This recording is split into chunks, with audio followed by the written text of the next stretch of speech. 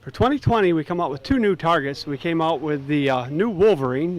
It's an old McKenzie Delta target that they redid this year, and we did some improvements on him, and he's a small target. It's a very interesting target, but we did come back with the 5-inch 10 ring like the rest of them, and 1.5" 12. So I personally really like the target. I think it's going to be a great target this year, and hopefully we'll sell a lot of them.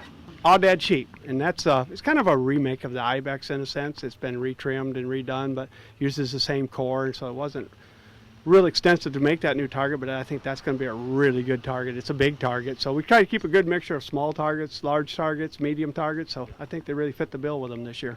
Yeah, I think that we knocked the texture down on it some. I think it's easier to aim at now that they painted it the way they painted it with a brown stripe toward the bottom. I think it won't be that. I haven't had a trouble aiming on that target, let's say that. So I think that's really helped it. If it had been all just tan, I think it would have been a tougher target. So what left this year was the regular wolf, and we came out with a Halloween wolf last year. So the regular wolf left and the black buck. And kind of the reason we went with the black buck, the paint would come off it as you shot it, so it kind of get marked up. So I haven't shot that target a whole lot. It's brand new. I'm glad I shoot known, because you put him 45, 44 yards away, he's gonna look like he's a mile away. Real dark coloration, so if you don't have any sunlight hitting it, it's gonna be pretty dark to try and pick a spot on. The nice thing about the one I shot is that texture on him. If a little bit of sun hits that, you get some shiny spots, and that'll give you some good spots to aim at. So it's going to be depending upon lighting how that's going to go. But interesting target. Yeah, the trees took away the head and the body, so you couldn't really see anything but the kill zone. So you were going off just the texture.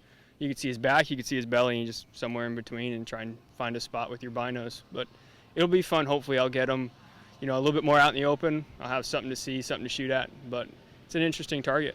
So this is like the first time I've gotten to shoot this little guy. And he is little.